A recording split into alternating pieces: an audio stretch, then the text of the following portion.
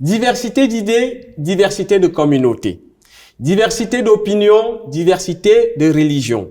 Diversité de pratiques, diversité de politiques. Mesdames, Messieurs, bienvenue dans cet espace où nous parlons de diversité. Pour les uns, la diversité est source de problèmes. Elle est ennuyeuse. C'est un risque. Pour d'autres, la diversité est ce qui constitue la richesse, la beauté de l'humanité. Aujourd'hui, pour parler de diversité, je ne suis pas seul. Je suis accompagné d'une magnifique personne à qui je laisserai la possibilité de se présenter elle-même. Parce que, comme le disait mon grand-père, dans la forêt, chaque animal porte ses propres cornes. Moi, je suis Essoumalang. C'est Asna. Bonjour tout le monde, bonjour Osima, merci pour l'invitation, merci TV CBF aussi pour l'invitation. C'est Asna, je suis tunisienne, je suis résidente au Québec il y a quelques années. Je suis partie de la Tunisie en tant que travailleuse temporaire avec un permis de travail fermé pour une durée limitée. Après ça, j'ai travaillé dans différents domaines tels que le service aux clients. J'étais engagée avec un organisme qui accueille les nouveaux arrivants ici à Victoriaville. Donc, c'était une très belle expérience. C'était le meilleur travail que j'ai fait dans tout mon parcours professionnel. C'était une expérience qui a enrichi énormément mes connaissances et mes compétences. Waouh! Alors, je vais revenir sur votre nom. Oui. Ça se prononce Asna ou Asna? Asna. Asna. Comme A-S-N-A. Comme signification en arabe, c'est une belle femme. Ah, mais... La plus belle femme. Mais vous m'aviez dévancé là où j'allais avec ma question. Ok. La signification. Ça signifie la belle femme, la beauté. Waouh. Ouais. Et moi, je vais vous dire quelque chose, c'est que même d'où je viens, il y a des noms similaires, hein, pour désigner la qualité de la personne. Exactement. Ouais. Asna, la belle femme. Waouh, ça c'est bien. Bon, alors, la Tunisie, vous venez de Tunisie. Oui. Vous savez, il y a beaucoup de personnes qui, quand elles entendent les noms de ces pays-là, on ne sait pas où ça se situe. Okay. La Tunisie, c'est dans quel coin du monde? C'est où? Oui, la Tunisie, c'est un pays au nord de l'Afrique. C'est à la bord de la Méditerranée, à côté de l'Algérie, le Maroc. C'est le Grand Maghreb, en fait. C'est un très, très, très beau pays. C'était une merveilleuse destination pour passer des beaux vacances. La Tunisie est bien connue par un climat très doux, pas trop chaud ni pas trop froid, vu que c'est un pays qui danse sur la Méditerranée. Bien connu aussi par 365 jours ensoleillés par année. C'est magnifique. On est tellement chanceux d'avoir cet avantage. La Tunisie est bien connue par ses plages. On possède 2 îles, l'île de Djerba, Djerba la Douce. C'est une destination internationale classée par les meilleures destinations à travers le monde aussi. Wow. Oui, c'est ma ville natale en fait. Oui, la Tunisie aussi possède plusieurs avantages comme la production de l'huile d'olive, l'extra vierge. Aussi, elle est parmi les meilleures à travers le monde, parallèlement avec l'Espagne. On a eu plusieurs prix à la production de l'huile d'olive. Les dates aussi. La Tunisie, elle possède une pyramide démographique très riche par la plus grosse tranche, c'est du jeune. Donc, c'est un avantage pour le pays, mais il faut qu'on dise ça vraiment, les jeunes Tunisiens, il y a 15% parmi eux qui sont en chômage, ça fait des années. Waouh! Mais il y a beaucoup de choses à dire, effectivement, sur la Tunisie. Hein, oui, il y a plein de choses. C'est un pays riche vraiment de côté naturel, tel que quand humain. Et vous êtes vraiment la personne indiquée pour parler de ça. Alors, revenons un peu d'abord sur le climat. Vous avez dit tout à l'heure que c'est un climat doux. Mais dans l'imagination populaire, on sait que les pays qui sont dans le nord de l'Afrique, il fait tellement chaud, tellement chaud. Quand on parle de ça, là, on voit seulement la chaleur. Toi, tu trouves que c'est doux? Oui, c'est doux parce que c'est pas humide. Ah. Oui. C'est l'avantage qu'on a, c'est vraiment, même si c'est chaud à 40 degrés, par exemple, mais on a la mer dans tout le pays. Des belles plages. Des belles plages. C'est juste 5 minutes parfois à pied. On est vraiment très proche de la mer. Donc, on a comme le climat modéré. Même si c'est chaud, mais on est bien. Wow. Oui. Alors, en dehors de cette particularités géographiques, climatiques, parlons un peu du culinaire, puisque j'ai en face de moi Azna. On sait qu'en Afrique, les femmes, elles sont, pour moi, ce sont les ministres de l'Intérieur, c'est-à-dire c'est elles qui gèrent tout ce qui est comme économie familiale, à manger. Quelle est la particularité culinaire de la Tunisie? De la femme tunisienne, tu veux dire? Oui. Bon, la loi tout qui concerne la femme tunisienne, c'est une fierté pour moi.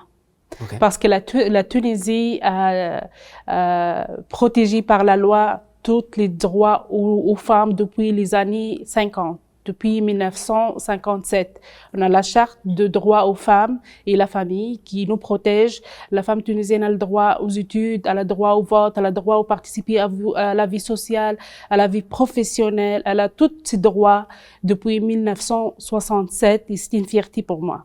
Wow. Oui. Mais ce que tu dis là, ça me surpris.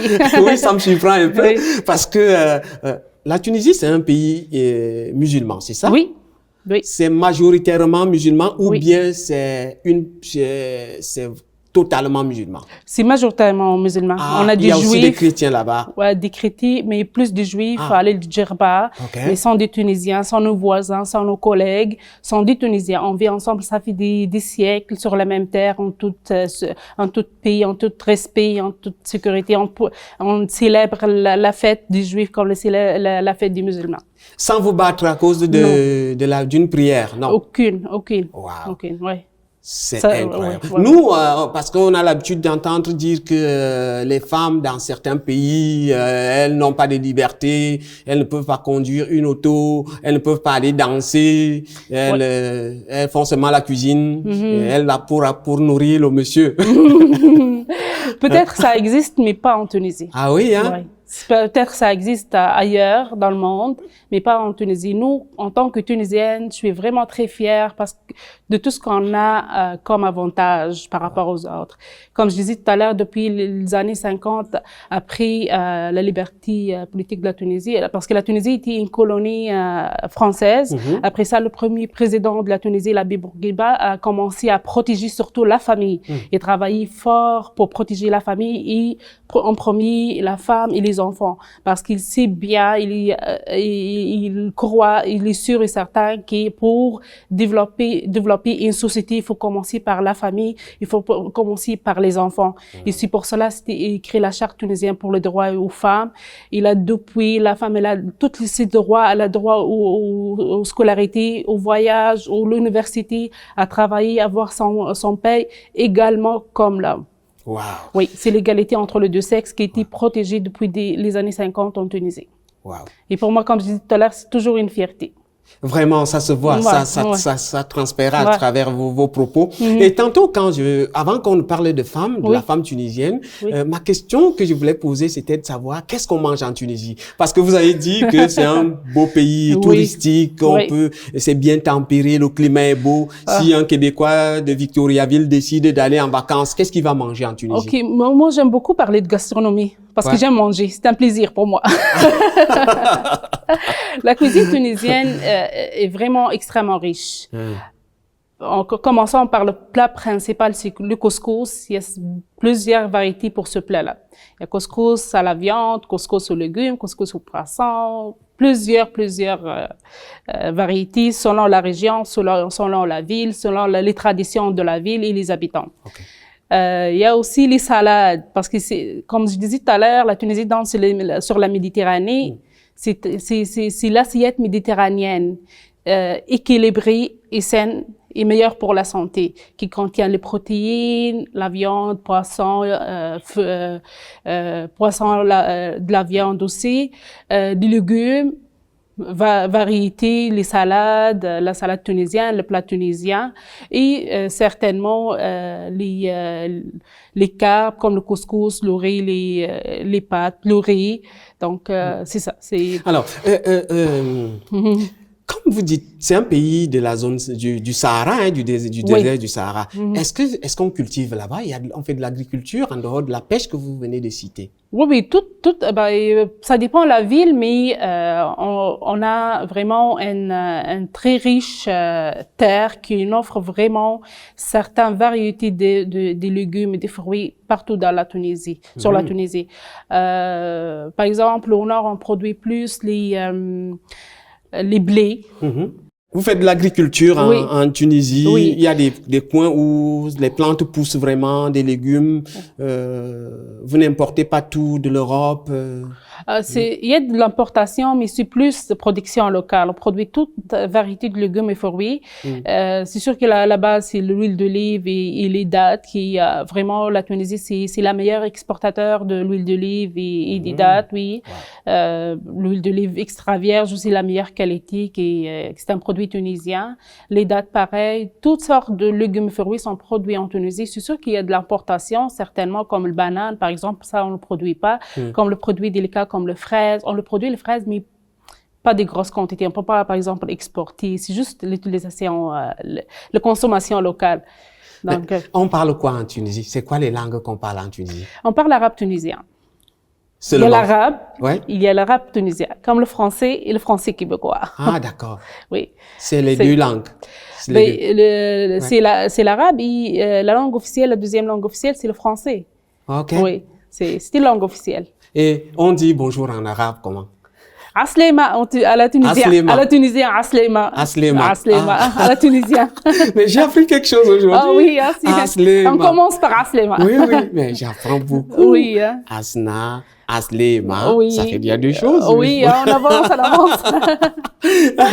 Ça, c'est super. Alors, maintenant que nous avons parlé de tes origines tunisiennes et ton installation ici à Victoriaville dans la région, il y a des gens qui pensent que la diversité est source de problèmes. Ah oui. C'est quoi ton avis? Contrairement, je vois pas ça. Je vois que la diversité, c'était une richesse pour la pays d'accueil et c'était une perte pour la pays d'origine. Ah. C'est une grosse perte, oui. Ah oui? Oui. Lorsqu'on quitte vraiment, personnellement, j'ai fait toutes mes études en Tunisie gratuitement. Après ça, quand j'ai eu mon diplôme, je vais partir vers le Québec pour travailler. Donc, mon pays n'a pas profité de mes compétences après des années d'études. Par contre, je suis là, j'ai déjà mon diplôme, je parle français et je suis intégrée directement au marché du travail. Donc, mon départ de la Tunisie vers le Québec, c'est avantageux plus pour le Québec et généralement pour le pays d'accueil. Ah oui, hein, Ouais. ça c'est un aspect que beaucoup de personnes ne voient pas. Oui. C'est-à-dire que l'immigration apporte quelque chose, est plus bénéfique au pays qui accueille les nouveaux arrivants Bien sûr. que le pays parce que je prends le cas de beaucoup beaucoup de pays d'Afrique subsaharienne. Oui. Il y a beaucoup de jeunes qui s'en vont. C'est une main-d'œuvre importante qui est en train de partir. Oui. C'est bien dommage. C'est bien dommage. Exactement. Mais c'est bien pour Victoriaville parce que la diversité à Victoriaville. Oui, à Victoriaville, c'est un peu exceptionnel. À Victoriaville, là, on parle de la cuisine, on a la cuisine mexicaine, la cuisine latino, la cuisine libanaise, marocaine, la cuisine tunisienne. J'ai essayé les plats de Sud-Afrique. Donc, la gastronomie fait partie de la voyage. Ici, à Victor, on dirait on voyage, mais chez nous. Ouais. On voyage un peu partout, on goûte la cuisine asiatique, on goûte la cuisine marocaine, mais à Victor. C'est vraiment, ça fait partie de la richesse et l'avantage de l'immigration. Ça veut dire que la Tunisie ne te manque pas? Énormément.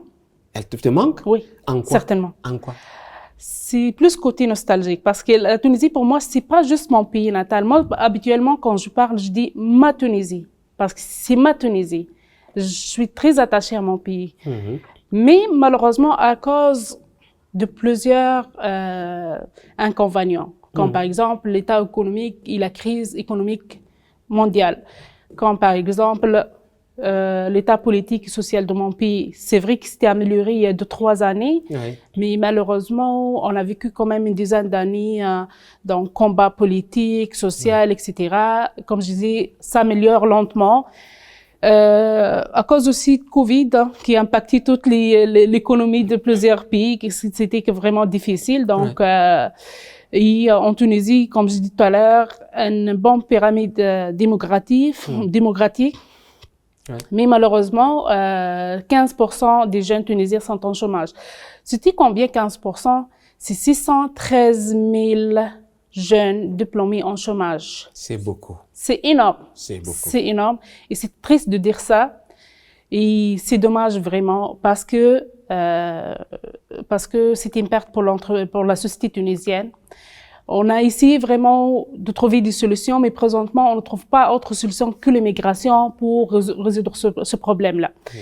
C'est vrai, c'est un inconvénient pour la Tunisie, mais c'est plus avantageux pour les entreprises qui cherchent des manœuvres, qui cherchent des bras. Ouais. La Tunisie pourrait être une bonne opportunité pour aller chercher des bons profils pour combler le manque de manœuvres ici au Québec. Okay. Et partout dans le monde, mais vu qu'on est au Québec, donc on parle Québec, Canada, ouais. Vraiment parce qu'ils sont des jeunes diplômés à 100% francophones, on parle français, c'est une langue officielle. Troisièmement, c'est le plus important, ils ont la volonté pour aller travailler. Okay. Parce que on quitte pour travailler, c'est notre objectif. On a ailleurs pour aller chercher le job, pour travailler, pour améliorer notre qualité de vie. Donc, j'encourage vivement d'aller recruter dans mon pays d'origine, en Tunisie, parce qu'il y a vraiment la main-d'œuvre est prête à s'engager et s'intégrer directement sur le marché du travail. Oui, le message est passé. Oui. Mais est-ce que les jeunes Tunisiens, ils acceptent la diversité? Est-ce qu'ils s'intègrent facilement dans la société sans problème, sans rester accrochés à la Tunisie? Je suis le bon exemple. Je suis là. Je suis là, je travaille, je suis intégrée, je suis accompagnée avec ma famille. Je participe à la vie sociale, la vie professionnelle. Comme je suis créatrice de contenu. Récemment, je suis une femme entrepreneur. J'ai lancé récemment mon entreprise. Donc, vu que je suis intégrée, vu que je suis avancée dans mes démarches d'immigration, là, je me sens pas vraiment étrangère, je me sens pas vraiment nouveaux arrivants ici au Québec. Je me sens chez moi. Donc, c'est vrai. Pour commencer, il y a des difficultés, ça c'est certainement, c'est pas la vie en rose, bah. Oui. Donc il y a des difficultés, mais on a la volonté vraiment pour sauter tout ça et les dépasser pour réaliser nos objectifs. Alors, je ne sais pas comment tu as fait pour savoir que je voulais déjà te poser cette question oui. Sur qu'est-ce que tu fais dans la vie, quel est ton travail, pour parler terre à terre comme monsieur et madame, tout le monde. Ok, je suis présentement conseillère RH avec une agence de placement de personnel. Comme je disais, j'ai fait une expérience un peu panaché entre le service aux clients. J'étais en interprète avec le KABF, c'est un organisme qui accueille les nouveaux arrivants ici au Québec. Je suis créatrice de contenu. J'ai eu ma chaîne YouTube. Lors de mon arrivée ici, j'ai eu plein de difficultés. Je sais pas, je suis dans un pays qu'on partage pas la même culture, la même langue, la loi surtout. Donc j'ai créé ma chaîne YouTube pour aider toute personne veut s'installer ici au Québec, mieux s'intégrer pour trouver toujours la ressource de l'information. Donc, c'est ma langue maternelle, c'est en arabe, c'est plus pour le tunisien, marocain, algérien, mais ça aide énormément. Toute personne voudrait bien s'installer. Je parle de la scolarité, je parle de travail, je parle de l'intégration, je parle de la vie quotidienne ici au Québec, je parle de la santé, je parle de droits aux femmes et aux hommes aussi. Donc, je parle de tout ça sur ma chaîne YouTube. J'ai mon compte Instagram aussi, je suis plus populaire sur les réseaux sociaux. Wow. Et c'est ça, je suis une femme entrepreneur. J'ai lancé récemment mon entreprise. J'ai pas démarré, pas encore. En attendant, je me prépare et je suis maman. Le plus dur de mes missions. Wow. Vraiment beaucoup de courage et oui. On vous félicite pour toutes ces belles idées qui marchent bien. Et j'ai quelque chose à vous demander, c'est que si vous étiez par exemple mairesse de Victoriaville et on vous posait la question de savoir quel est votre projet, quelle est votre vision, qu'est-ce que vous pouvez faire pour que Victoriaville soit le lieu idéal de vie. Vous ferez quoi? À Victo, vraiment, on manque pas grand-chose. On a tout à Victo. Mais personnellement, je vois Victoriaville pourrait être une meilleure destination touristique parce qu'on possède une très belle nature. C'est magnifique. C'est très propre. L'environnement vraiment très sain et très sécuritaire. C'est ce qu'on manque vraiment à Victoriaville, c'est plus ça, les activités touristiques, aller voir la ville de Victo et sa région, Monartabasca, les rivières un peu partout, les parcs. Donc, je pense que ça, c'est que vraiment on manque à Victo. Wow. OK, c'est noté, les gens qui nous écoutent. Oui, mais j'ai entendu parler qu'il y aura peut-être un projet d'un hôtel à Victo. Je vu ça sur les réseaux sociaux, sur les médias, en espérant que ça va aller beaucoup mieux. On espère vraiment que ça va continuer à grandir et puis à accueillir des gens de la diversité et qu'on sera toujours bien. Oui. Et alors, je ne peux pas partir d'ici sans vous permettre de répondre à quelques questions d'un jeune qui nous a écoutés tout au long de cette émission. D'accord, OK. Oui, ça fait plaisir. Merci. Bonjour, je m'appelle Fabilas, je viens du Congo. J'ai quelques questions à vous poser. Ça fait plaisir, j'écoute. Est-ce que tu aimes la musique? Oui, certainement, oui. C'est ma source de défoulement. Oui, j'aime ça. Mais la musique plus classique, hein? Oui. OK. Est-ce que tu peux me donner les noms d'artistes de Tunisie? De Tunisie, oui. Dans quel domaine, par exemple, le rap? N'importe quel dans la musique. Oui, on a le fameux Balti. Balti, c'est un rappeur. Clay BBG aussi, c'est un rappeur. Attendez, je ne devrais pas oublier des noms. Il y a Lotfi Bouchner, il chante tunisien, la chanson tunisienne. Donc, Lotfi Bouchner, il représente la chanson tunisienne. Il y a aussi Latifas, qui est une chanteuse tunisienne bien connue dans le monde arabe. Emina aussi. Donc, on a plusieurs. Il y a aussi la musique folklore, comme par exemple Walid El-Tounsi chante la musique folklore, c'est pour les fêtes traditionnelles. Il y a aussi, je me souviens pas de son nom, mon Dieu, Samir Lossif aussi qui chante le folklore tunisien. On a toutes sortes de musique, on a le rap, on a la musique classique, on a le tunisien, la musique tunisienne, on a comme je disais le folklore qu'on écoute souvent. Fatma Bousseha aussi, c'était une femme qui chantait beaucoup et donnait beaucoup plus à la musique folklore tunisienne. Oui. Merci. Est-ce que tu peux encourager des jeunes de faire la musique? Certainement, oui, j'encourage. Si jamais mon fils, là, il a 7 ans, je pense que c'est trop tôt, mais si jamais je vois un jour qu'il est très intéressé pour faire la musique, un instrument ou chanter, oui, je l'encourage vivement. Oui, j'aime ça. D'accord, merci de me permettre de vous poser ces questions. Ça fait plaisir. Bonne chance à toi. Merci. Alors, Azna, tu mentionnais tantôt que tu es bien intégrée. Oui. Est-ce que tu as des amis qui sont d'une autre culture? Oui, j'en ai plein, j'en ai beaucoup, mais en premier, c'était pas comme ça. Les 6 premiers mois au Québec, j'étais comme presque isolée. J'avais pas beaucoup de contacts à part mes collègues au travail. On passe une journée, après ça, c'est terminé. Après ça, j'ai commencé à mieux s'intégrer à la société québécoise et j'étais tellement chanceuse d'avoir très, très, très belles voisines. C'est ma famille au Québec. J'ai mes belles voisines, bon, sont 3, 4, sont plusieurs, mais je suis vraiment très bien accompagnée avec eux. Surtout, quand on célèbre les fêtes, on célèbre le Ramadan, on célèbre nos fêtes d'anniversaire. J'ai toujours bien accompagnée et comme aujourd'hui, vraiment, je suis accompagnée avec ma voisine, elle est là. Comme je disais tout à l'heure, c'est ma famille au Québec, c'est mon soutien, je n'ai jamais senti que je suis étrangère, je suis chez moi, vraiment. Surtout avec mes belles voisines. Alors, pour vos prochaines activités, vos célébrations, vraiment, ne nous oubliez pas. Oh, certainement. Certainement. Nous, de Diversité Victo, on sera obligés on sera, comment je vais dire ça, content de venir vous assister. Ça me fait plaisir. Ça me fait plaisir. Ouais. J'ai aussi des amis de l'Amérique latine, des Mexicains. C'est ça, ce qu'on a parlé tout à l'heure, c'est la diversité, hein. Ouais. J'essaie ici à Victoriaville, au Québec, j'ai fait des connaissances de partout dans le monde. Et ces connaissances connaissances-là ont enrichi énormément mes connaissances. Alors, je sais qu'est-ce qui c'est avantageux au Mexique, qu'est-ce qui est avantageux en Colombie, la culture québécoise aussi. C'est très important de savoir la cuisine québécoise, les carrés aux dates, le fameux poutine. Ouais. C'est calorique, moi on aime ça.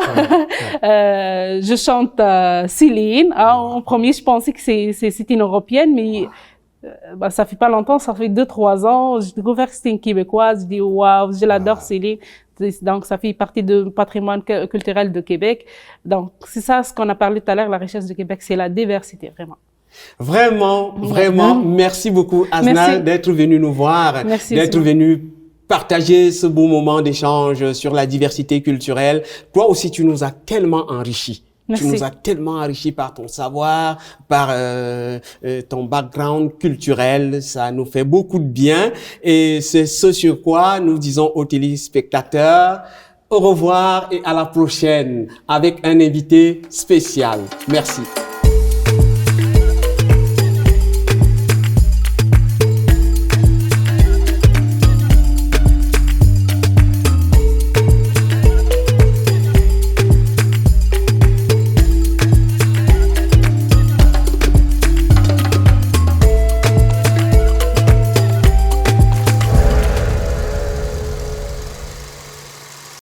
Kéliane, c'est une petite fille très active. Elle aime ça faire du vélo, de la trottinette, de la danse, de la course. Mais elle aime par-dessus tout faire de la natation puis sauter dans la piscine.